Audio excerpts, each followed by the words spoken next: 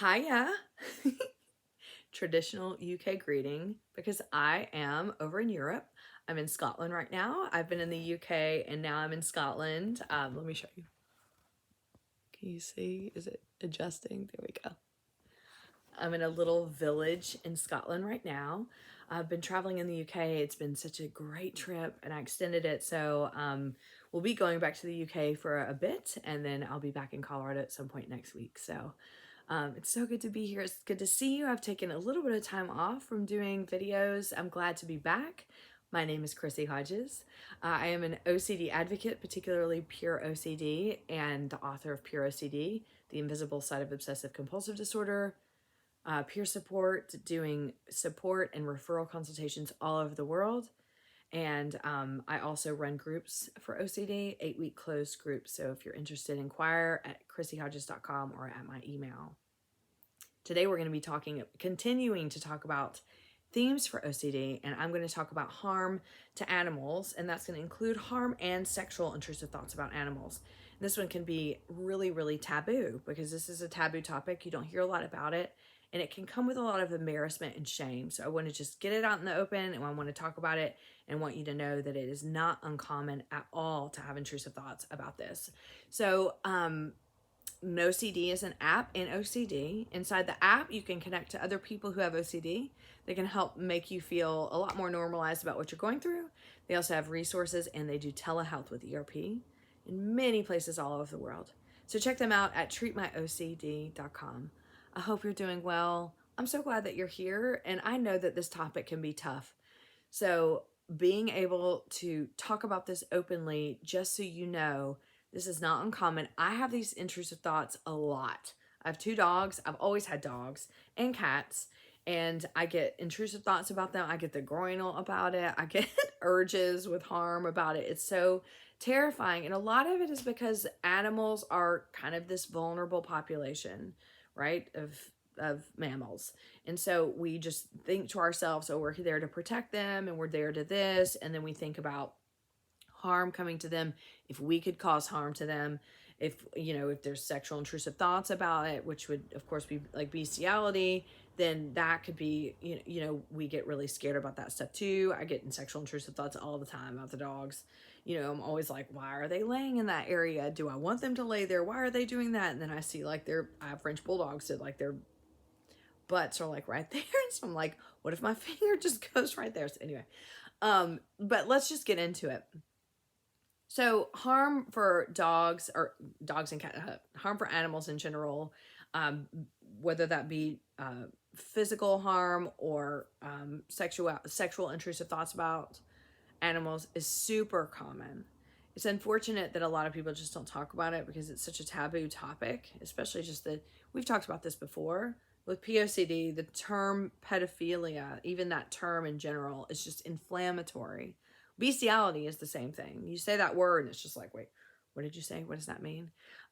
So this is no different than any other harm, intrusive thoughts, right? It's the fear that you might snap and do something. It's the fear that you may not be able to keep your animals safe. It's the fear that you're going to put them in harm's way. There have been a couple times in my life with my dogs that I've put them randomly. It wasn't, it wasn't even intentional, but these random situations where if certain things hadn't happened, they could have gotten injured or something really horrible could have happened. And I think to myself, oh my God, I would have been responsible for that. Why wouldn't I be more responsible? Things like that. And at the time, we all make mistakes. We all do stupid little things. We sometimes just aren't. And animals can be sometimes unpredictable. Dogs, if they're off a leash, or cats, or whatever. And so the fears then come in afterwards, right? Of what if that would have happened? And what does that mean about me? And then, of course, the sexual intrusive thoughts about animals. So this can be now in the present.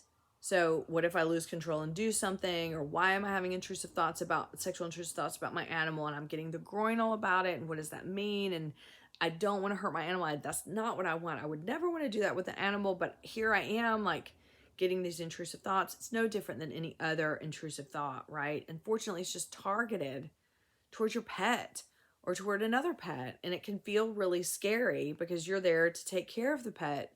And here you are having these thoughts, and what does that mean? And what if I snap and do this? But I also want to say that this theme, harm, and just like I said earlier about I can reflect on things that have happened before, this theme and the bestiality thing can also come into fruition when you are reflecting in the past. So I've had plenty of people who've had intrusive thoughts about things that have happened with their animals, right? Okay, so like, oh, I had my foot rubbed against my animal and I didn't realize that my foot was, near their backside or whatever. And I moved my foot to kind of rub them. And oh my God, did I know that my foot was near their butt? And like, is that what I wanted? And why would I do that? And what does that mean? So here we are, like pushing into the false memory stuff, like not being able to remember things correctly, not being able to remember what our intention is. As we know, these are the easy hooks for OCD. Well, then why did you do that? Why did you move your foot that? Why did you put your dog right there? Why did you put the cat right there? Why did you place the cat this way with its butt towards you, or whatever? Whatever the case, like, this isn't any different than any other theme. It's just targeting things that typically we are there to protect. Now, I also want to address something that's super important that I hear a lot from people about their pets.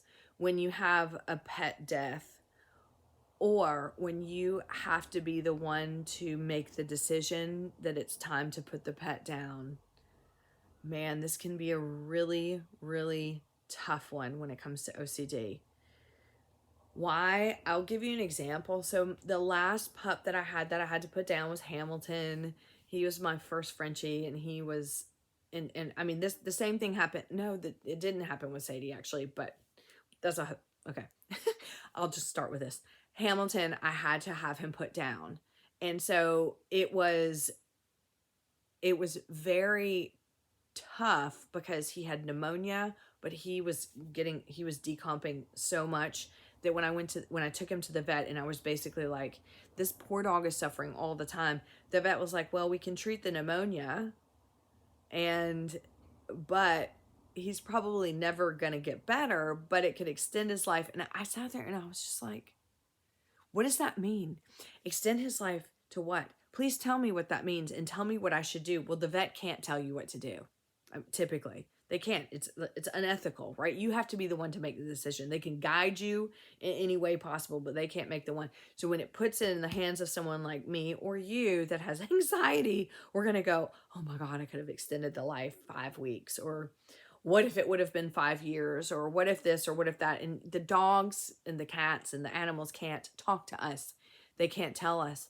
So we're here, we are in charge of this life, and we have to make this decision.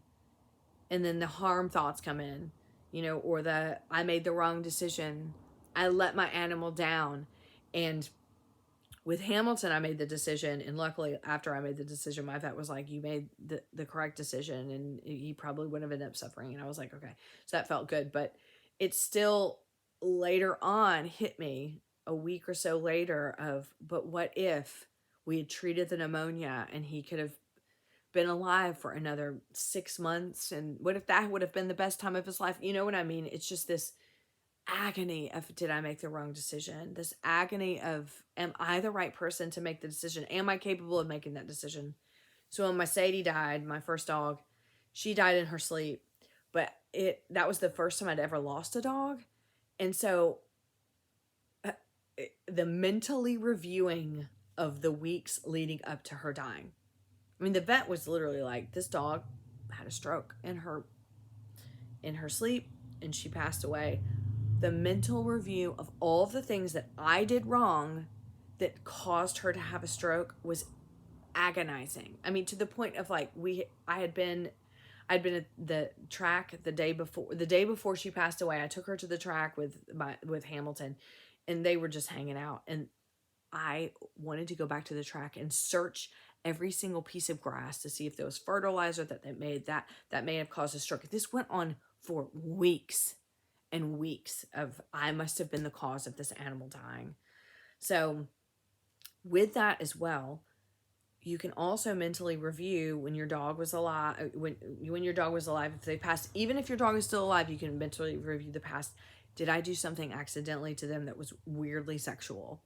Did I hug them a different way? Why did I have them cuddle with me this way? What did I do to, did my groin move? I'm just going to say it, like, someone might masturbate and your dog might be in the bed with you. Like, I know that sounds weird and creepy, but whatever. Like, people do stuff and that just happens.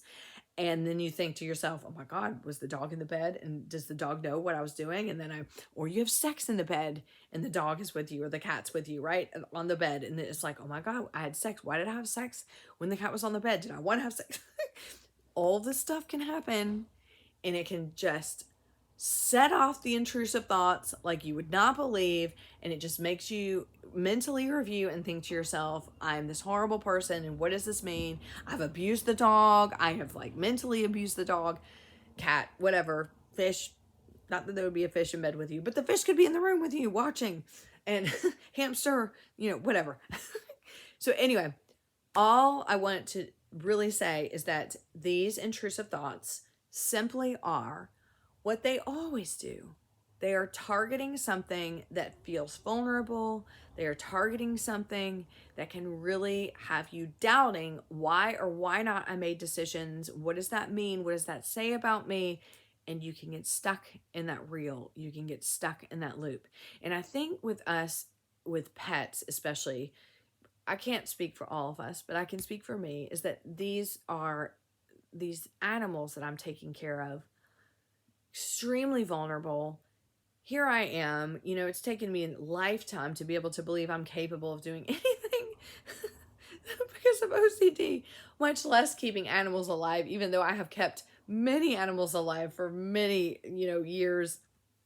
I still just believe I'm not worthy, I'm not capable, and these animals would be better off without me, even though I know that they wouldn't, because I just get so scared that there's something wrong about me, there's something bad about me, and I'm going to end up harming another being or another animal or something. So I just wanted to come on here really and just give you a few examples and just to say to you that this is a very common theme. It's a very shameful theme and embarrassing, and it's hard to talk about because it's very taboo in nature, and it's also, then it can, I will say, it also can lead into the whole, like, you hear the things about, well, if you if you took pleasure in killing ants and hurting animals when you were younger, then that just lead you into being a sociopath or whatever. I mean, first of all, it's bullshit.